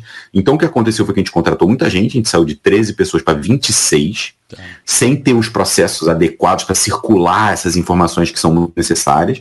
A gente tinha 2 escritórios no Rio e em São Paulo, ainda tinha pessoas remotas. Isso é um erro clássico assim, de trabalho remoto. Hoje em dia eu sei disso, mas na época não sabia. Fui estudar muito depois disso. E a gente errou na execução estratégica mesmo, assim, a gente errou no ângulo estratégico. O resultado disso foi que a gente queimou caixa, não cresceu nada e ficou numa situação financeira muito difícil. Então, a gente chegou no final do ano, em 2015, com uma certa apreensão de como é que a gente vai virar ali em 2016, né? E eu acho que eu fugia que nem diabo foge da cruz dessa função que hoje eu exerço, tá? Foi um aprendizado muito grande para mim. Eu sou muito mais caseiro, eu não sou essa pessoa pública que é a figura do CEO aí bem clássica, eu gosto muito mais de olhar para dentro.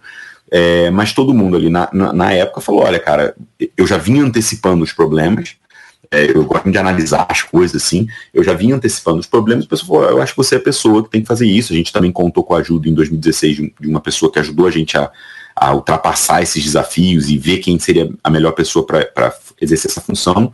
E foi isso. Em 2016 a gente, assim, abrindo sem menor vergonha, a gente não tinha dinheiro para pagar o mês seguinte, e aí a gente começou a fazer cortes, fazer a coisa clássica e também mudar completamente a nossa estratégia, a nossa abordagem, a maneira como a gente operava a empresa. E para vocês terem uma ideia, hoje, 4 anos depois, a gente tinha, até pouco tempo atrás, 13 pessoas girando o triplo do que a gente girava em 2015. Assim. E aí você vê que você se concentrar em clareza, processos não engessados, leves, orientação por resultado, sempre estar sendo auxiliado por dados, e numa energia de aprendizado, de não ter problema errar, não tem problema errar. O problema é não identificar o erro e ficar insistindo naquele erro ali, aquele erro vai corroendo tudo. E foi isso. Foi essa trajetória de 4 anos, onde eu saí de ser um fotógrafo protocultural e virei um cara que mexe com número, pensa em estratégia e assim, foi muito legal para mim, pro meu crescimento pessoal, assim, mas eu espero um dia poder não precisar fazer isso, sendo muito honesto, apesar de eu gostar muito e saber que eu tenho uma visão de para onde é que a gente pode chegar, mas foi isso, foi dificuldade de erro estratégico, e a gente é uma empresa que nunca teve investimento, né? A gente tem essa filosofia, a gente sempre foi na raça, na cara e na coragem, e quando você não tem investimento, né, você não tem, a maioria das empresas que a gente vê aí que estão crescendo pra caramba, elas estão queimando dinheiro. Sim. E às vezes nem tão lucrativas, né? Então a gente teve uma trajetória de 2016 até agora, e 2019 foi um ótimo ano, onde assim, nós vamos tornar essa empresa uma empresa com uma operação lucrativa. Lucrativa não é para enriquecer, mas é para ter uma saúde financeira da empresa e para a gente saber que ela vai durar mais tempo para a gente chegar onde a gente quer chegar, assim. E a gente não é averso ao investidor, nada disso. A gente só queria, antes de dar esses passos, ter conquistado essas coisas, sabe? Ter uma eficiência operacional e estar seguro, e estar tranquilo. e feliz ali com como a empresa funciona, sabe? Claro, e importante também. E até mais estruturada para eventualmente dar um passo maior através do investidor. Exatamente. Ou não, né? Enfim, aí é uma outra decisão, né? E exatamente. Aproveitando esse gancho, né? Então você nunca teve uma experiência anterior de CEO, né? Foi dessa primeira vez, né? E ainda pegar nunca. Um pepino desses, né? Mas foi pepinão. Mas assim, aí a gente sempre pergunta também, livros. Teve algum livro ou livros que te influenciaram e que você poderia recomendar aos ouvintes? E não precisa ser livro de gestão, nada. Qualquer livro, qualquer coisa tá valendo, né? Olha, eu tenho um que, assim, foi bom para mim na época lá do essencialismo, do Greg McKeown. É um cara que estuda como focar. A gente, como teve uma constrição muito grande de recursos, precisava focar. E foi bem legal, assim, para mim na época. Um livro simples, fácil, até cai nessa coisa aí de livro de gestão, sabe? Mas, assim, no momento em que eu li ele, foi muito bom, assim. Acho que esse é um livro que me chama a atenção. Eu também sou uma pessoa de ler muito post, muita coisa, então às vezes não necessariamente é um livro que me ajudou, mas vários posts ao longo desse tempo. E eu gosto muito da quase toda a linha de livros do pessoal da antiga 37 Signals e que é atual Basecamp, que é o Rework, como você mudar a lógica de trabalho, Remote, agora eles lançaram também o It Doesn't Have to Be Crazy at Work, acho que é esse o título, não precisa ser uma loucura o trabalho. A gente tem uma filosofia, esses livros foram muito importantes ali, assim como o pessoal do Zapier, do MailChimp, que são produtos que são também lucrativos, tiveram uma trajetória de bootstrap com pouco ou nenhum investidor, que trabalham remoto, então eu fui buscar esse tipo de referência para entender onde é que estava a identidade do Catarse no sentido de gestão, sabe? Então não só livros, mas também outros casos de startups que passaram por situações parecidas. Mas eu destacaria esse pessoal do Basecamp, é bem legal, assim, os conteúdos deles, eles são até meio assim, cabreirões, mas é bem legal. Assim. Como é que a gente pode encontrar esse material do Basecamp, que é o principal aí? Eles têm um blog chamado Signal versus Noise, que é bem legal. E eles têm esses livros todos, que estão disponíveis, se não me engano, em Amazon, em a maioria desses lugares que vendem livros. Assim. Então, se procurar na internet Signal versus Noise, eu encontro o site deles aí, né? Vai encontrar. E se procurar o Rework ou Remote, enfim, tem alguns outros, assim, você vai achar também com certa facilidade, assim. E o Rework and Remote é publicado pela Basecamp. Basecamp, é isso. Isso, eles escreveram. Na época do Rework, eles ainda se chamavam 37 Signals, 37 Signals. Falar do 37 Signals, interessante. Eles têm um trabalho bem consistente, assim, de gestão de empresa, de manter a empresa pequena, de eficiência operacional, é bem legal, assim. De uma maneira tranquila, sabe, sem os jargões. Exato. Então, leve, quem está pensando ou quem está começando uma startup, qual que você recomenda? O Remote ou o Rework? O Rework, eu diria. Mas assim, é uma via de startup que não é mais comum. Se você está querendo começar uma startup que quer pegar um investidor, botar para dentro e queimar dinheiro para crescer, eu diria que você tem que ler o The Hard Things About the Hard Things, sei lá, do Ben Horowitz, da galera do Under 17, sabe? Mas assim, se você quer uma coisa mais, eu quero formar, ter uma base, fazer devagarzinho, de maneira mais orgânica do que tracionada ali, com grana muito pesada, assim, aí eu diria, vai buscar essas referências que vão ser bem legais. Uma dupla do Rework e Remote é para quem quer começar com as próprias pernas, sem ficar procurando muito investidor anjo e fazer uma coisa pensada, mas arregaçando as mangas, né? Isso, de maneira simples, baixo custo e sempre focada na tua felicidade com o trabalho e num produto que vai funcionar ali, sabe? E sempre focado nessa ideia de funcionar, assim. Nossa, excelente, legal. E olha, eu não conhecia mesmo esses dois livros, eu vou até procurar aqui, o Remote e o Rework, bem bacana, hein? Legal. Rodrigo, agora falando um pouco mais dessa parte pessoal, assim, você tem alguma rotina ou alguma prática para manter aí a vida nos trilhos? Completamente, cara. Acho que é o que eu mais tenho. Praia, né? É o que eu mais tenho mesmo. Eu tenho, assim, eu acordo todo dia e levo meus filhos e meu filho e minha filha na escolinha e trabalho até, assim, a gente usa time tracker, né, rastreador de tempo, e não para controlar, mas muito mais para as pessoas se organizarem. Opa. Eu Qual que é o time tracker que você usa? Eu uso o Clockify, que é uma solução bem mais baratinha, que dá tudo, e é um trabalho legal dos caras também. Clockify. E a gente Clockify? Clockify, com FY no final. Clockify, legal. E a gente tem processinhos, né, como se fossem stand-ups diários, né, que é aquela reuniãozinha que geralmente quando você está ao vivo você faz em pé para resolver rápido, mas que a gente usa para planejar. E cada um da equipe faz do seu jeito, mas a gente todo mundo coloca o seu ali no nosso Slack, né, que é o que a gente chama de sala de chat da equipe, que a gente usa o Slack. Então, e nesse processinho de planejamento... Então você usa uma ferramenta chamada Slack. Eu estou interessado nisso. Sim. A gente usa, como se fosse o escritório virtual da equipe, a sala de papo real time, né, o chat real time. Mas para gerir projeto a gente está agora saindo do Trello, indo para o Notion. Eu vou até começar a falar bem mais disso aí ano que vem, sobre quais são essas ferramentas que a gente usa. Mas o processo é muito simples. De manhã você planeja o teu dia, vê se você tem alguma barreira, algum obstáculo, e faz isso. E a minha rotina, especificamente, ela é muito estrita, né? Porque eu tenho que olhar um monte de coisa. Eu ainda priorizo muito estar com os meus filhos, assim, não abro mão disso de jeito nenhum. Então, assim, eu tô aqui agora, porque geralmente essa hora, inclusive, eu tô trabalhando, que eu dou uma pausa durante a tarde para poder ficar com eles, brincar e não ficar só numa coisa de rotina, sabe, dar banho, dar comida, não, tá com eles mesmo integralmente, e depois volto para fazer uma recapitulação do dia e preparar coisa pro dia seguinte, no final do dia ou à noite, depois deles dormirem. Então, assim, eu tenho uma rotina bem... Às vezes sai da rotina também. Sai do trilho geral. Mas legal, eu achei interessante as ferramentas. Então, o Clockify é um de gerenciamento de tempo. Então, é o tipo de aplicativo que mede quanto tempo você ficou no Facebook, no YouTube, é isso ou não? Não.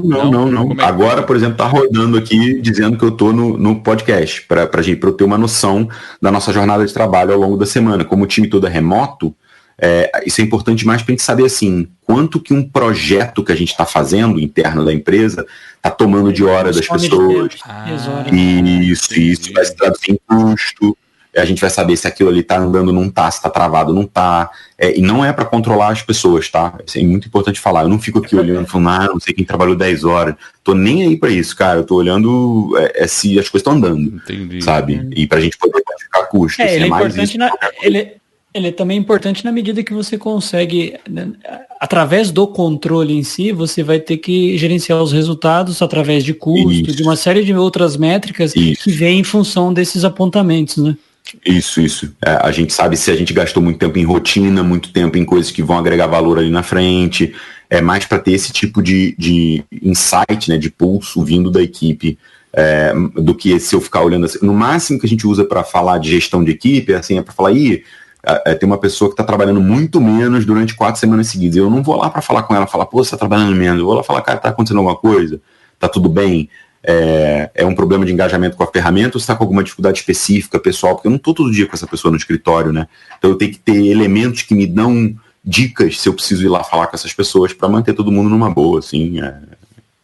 E vocês podem até confirmar isso com a equipe. Vocês vão ver que, cara, não tem nada de, trabalhou só 12 horas. Nada disso, cara. Inclusive, a gente nem liga muito para isso, para falar a verdade. Não, legal. E o Slack é tipo uma sala de chat, né? Que vocês vão conversar e tudo fica lá. E o Notion, você disse que substitui o Trello, né? Então você tem os projetos ali, né? Isso, projetos, tarefas. O Notion a gente está migrando para ele até porque ele é uma ferramenta nova, justamente que ele é muito flexível, então a gente está basicamente contraindo o que antes eram 3, 4 ferramentas em uma. E pra gente isso é sempre muito importante. A gente tá sem esse esforço de ficar trocando, sabe? Eu tenho que ir do Trello para não sei aonde, que a gente trabalha remoto, tem que ficar trocando de coisas, isso geralmente dá confusão. Então, achar lugares centrais para a comunicação da equipe é muito importante. Né? Traz agilidade. Traz agilidade, traz menos ruído. É mais nesse sentido do que, porque eu gosto que a ferramenta é branquinha ou isso, aquilo, sabe assim? E tem alguma outra ferramenta que você usa? Nossa, a gente usa um montão. Se eu começar a falar aqui, vai sair alguma. Para você, por exemplo, os conf call, vocês usam o quê? A gente usa o Google Meet mesmo, a gente tem o G Suite, né, e aí a solução de calls, mas a gente pensa em eu ir para o Zoom, muito provavelmente para ter conexões mais estáveis. Entendi. São coisas bem importantes para a gente. Assim. Mas até hoje a gente usa o Meet, o Google Meet. E o Google Drive também é uma ferramenta que vocês usam ou não? Também, entendi. É uma das que a gente está provavelmente contraindo e usando o Notion. O Notion ele tem uma solução de documentação muito inteligente para quem está fazendo gestão de projeto. Então a gente está cada vez menos usando o Drive, mas a gente ainda tem que usar por causa das spreadsheets, várias coisas que a gente tem que usar ali no Drive. Tá certo. Tá, então assim, a gente deu uma desviadinha aqui pelas ferramentas, porque eu me ligo nisso também. Sim. Mas assim, dentro dessa rotina, quando você tá assim, estressado, fora de foco, e você tem alguma estratégia para retomar o foco, para... Sim. O que você faz? Você tem alguma prática, alguma coisa? O que é? Ou eu faço exercício ou eu toco violão. É sempre uma das duas coisas, assim. Opa, legal. Paro aqui 15 minutos e solto a viola. Basicamente é isso que eu faço. Na maioria das vezes, que é o que é mais fácil ali, eu pego, abro a viola que tá aqui do meu lado aqui e começo a tocar. Exercício também, eu incluo muito na minha vida, assim.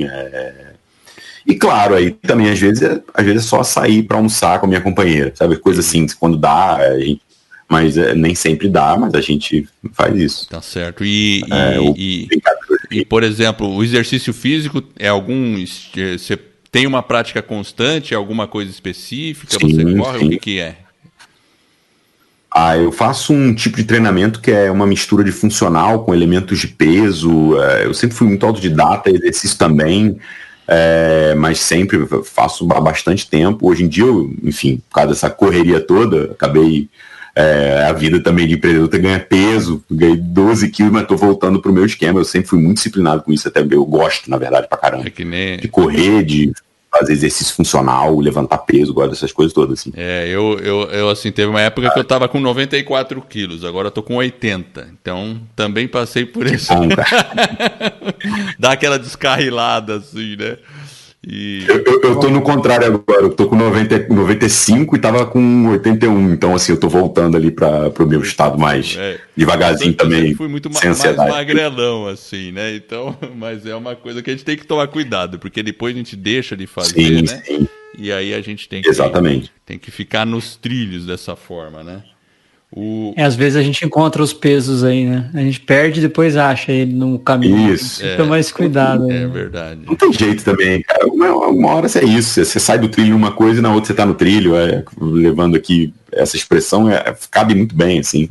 Então sair um pouquinho do trilho do exercício em compensação em outras coisas tá ótimo, tá tudo fluindo. Então tá valendo. São trocas ali que você faz. São fases. Fala que tem fases a vida, né? Então às vezes o pessoal fala assim, temos que levar uma vida equilibrada. Mas tem a analogia da bicicleta. Você só equilibra uma bicicleta em movimento. Então a vida só vai ser equilibrada se você ficar em movimento. E você vai ter temporadas. Talvez você tenha uma temporada que não tem jeito. Você fala, tá pegando fogo aqui, vou ter que regaçar, esquece, não vou fazer isso aqui. Mas depois você tem que ter a consciência de voltar e falar, não, agora eu preciso voltar um pouco, porque senão burnout, né? É isso aí. Eu encaro bem assim, para não gerar ansiedade. Você fala, cara, também não dá pra abraçar tudo, sabe? Exato. Tem uma hora que acontece mesmo. Desde que seja isso, você tenha consciência de vai voltar, vai fazer, se você gosta também. Se não gosta também, beleza. Legal.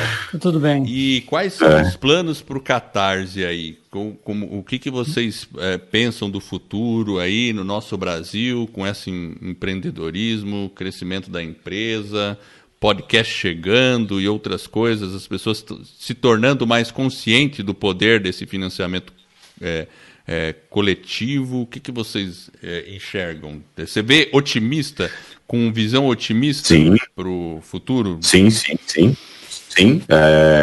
Apesar da turbulência toda aí, né?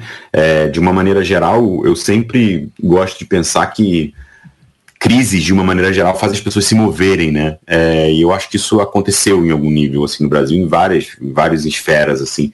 E a gente, especificamente para o Catarse, a gente tem muita vontade de mergulhar mais justamente nesse mercado de conteúdo digital, publicações, E a gente tem vontade de modularizar um pouquinho melhor a plataforma, né? A gente esse tempo inteiro atua de maneira bem horizontal, recebendo todo tipo de projeto, e hoje a gente vê que faz sentido congregar essas comunidades de maneira mais específica, assim, a galera, sem perder a polinização entre elas, né? Que não necessariamente uma pessoa que gosta de podcast, de quadrinho ou de qualquer coisa não vai apoiar uma causa, mas assim, como a gente potencializa essas comunicações. Então, assim, para o futuro do Catarse, eu imagino um Catarse que ele é mais focado em falar muito bem com cada um dos tipos de projetos e usuários que trazem esses projetos ali para a plataforma. É quase que um processo de personalização ali para cada categoria que a gente está entrando, está estudando como fazer. A gente não tem todas as respostas também, né? A gente vai incrementando à medida que a gente aprende. Mas esse é um processo que a gente está passando. A gente saiu em 2015, a gente só tinha a modalidade tudo ou nada, hoje a gente tem 3 modalidades e uma série de outras maneiras de trabalhar diferentes, e a gente quer muito falar mais sobre essas experiências também e colocar mais em contato, voltar para nossa raiz, que é falar, cara, é sair do online para offline, sabe? Que as pessoas se encontrem mais, que as pessoas falem mais, que elas troquem mais experiência e propiciar esses encontros que geram confiança, assim. Então a gente quer ir nessa direção. Hoje o nosso time, por exemplo, de projetos, ele está bem focado no mercado, por exemplo, de publicações, sabe? A gente tem vontade de ir expandindo o Catarse de acordo com a expansão de cada vertical e ajudando essas cadeias produtivas, que era o que a gente estava falando lá no começo, de maneira bem personalizada. Então o podcast está no meio disso, você tem jornalistas que muitos usam assinaturas, então existem algumas categorias de projetos que já estão um pouco nessa área. A gente está começando a entender como a gente vai fazer isso através de publicações, que é o que mais tem, livro, quadrinhos, jogos de RPG, que não deixam de ser livros de fotografia, mas a gente vai expandir isso aos pouquinhos para cada uma dessas categorias, assim. Então o futuro está por aí, e diversificar mais que tipos de transações e de contatos são feitos dentro do site, assim. Então, por exemplo, hoje o Catarse já tem todo o mecanismo preparado para você ter saldo, receber pagamento ali dentro e poder fazer pagamento ali dentro mesmo e sacar para tua conta e enfim, funcionar quase que como um banco ali em algum nível, sabe? Entendi. Você poder até usar aquele dinheiro para uma outra destinação ali e fazer uma outra... Interessante. Exatamente. Legal. Propiciar também transparência de projeto com isso. Se for parar para pensar, você vai conseguir dar relatórios de transparência muito mais legais para os apoiadores. Então, assim, a gente está indo nessa direção, sim. Legal. E, bom, a gente está chegando quase a 1h30 aí. Como é que as pessoas fazem para entrar em contato com você, se inscrever aí no Catarse? Como é que as pessoas que estão interessados podem chegar e aprender a utilizar a ferramenta também, né? Tá. No site a gente tem uma área inteira de suporte ali que você consegue acessar ou pelo rodapé ou então indo no Comece o Seu Projeto, você vai achar uma série de informações de case. A gente tem o nosso blog. Nós somos, de uma maneira geral, muito acessíveis, assim, inclusive se alguém vier falar comigo no LinkedIn ou sei lá, me procurar em alguma das redes, em geral eu vou responder. Se eu não puder dar atenção por algum motivo, eu vou falar também, mas eu procuro responder todo mundo, assim. Isso é uma geral na equipe, assim. É claro que às vezes não é possível tudo, claro. Mas assim... Então, assim, a gente é muito acessível, sabe, quebrar um pouco essa ideia da inacessibilidade, até porque a gente lida com negócio que é de comunidade, né? Então, assim, hoje mesmo de manhã eu estava falando com um realizador que está fazendo um mestrado de quadrinhos. Ele falou, que bom que eu consegui falar. A gente falou, cara, a gente já falou com milhões de acadêmicos. Quanto mais a gente estiver produzindo conhecimento, melhor. Então, tem vários canais, pode mandar pelo Instagram, pode falar pelo Twitter. Em geral, a gente vai tentar responder. Se quiser falar alguma coisa mais de parceria, alguma coisa mais comercial, se me acessar pelo LinkedIn, em geral, eu vou responder também, é onde eu uso mais para isso, assim. E é isso, sim, vai ter muita facilidade. E no Catarse se encontra muito material de ajuda, muito mesmo. Assim. Então, se alguém quiser entrar em contato direto, pode ser o LinkedIn, por exemplo, né? É uma forma... Comigo, sim, é uma forma bacana de... bem... E informações do Catarse, o site é catarse.com.me. Não, .me. Catarse.me. Perfeito. Em breve aí vem o .com.br. Legal. Em breve. Surpresa aí para. Estou sabendo, surpresinha. Em breve. É bom em primeira mão aí para vocês. Legal. Então, maravilha. Então, olha, Rodrigo, eu agradeço imensamente essa conversa. Eu acho que a gente ainda poderia ficar um tempão aqui falando, né? Obrigado a você. A gente tá... Até pessoalmente a gente ficou interessado também no Catarse, né? E aí a gente vai... O negócio é a gente planejar, né, Jefferson? Pegamos umas dicas. Sabe, de qualquer ajuda é só falar. E é isso, assim. Nossa, maravilha. Fiquem à vontade. Então, muito obrigado pelo seu tempo. Obrigado a vocês pelo convite. Maravilha. Eu quero agradecer você que está nos ouvindo. Eu espero de coração que esse episódio e todos os outros que a gente venha a produzir ajude você a colocar a sua vida nos trilhos rumo às suas mais justas aspirações. Se você gostou do podcast e dessa nossa mensagem, então indique esse podcast para um amigo. Assim, eu e você estaremos ajudando outra pessoa a ficar com a vida nos trilhos. E eu, o Jefferson e o Rodrigo ficaremos honrados aí por essa divulgação. Fique ligado nos próximos episódios e acesse o nosso site vidanostrilhos.com.br e também a escoladopodcast.com. Inclusive lá na Escola do Podcast nós temos um curso gratuito para você aprender a lançar o seu podcast em 18 lições por e-mail. Eu agradeço a sua audiência e por essa jornada que está apenas no começo. Vida nos Trilhos, você no comando da sua vida.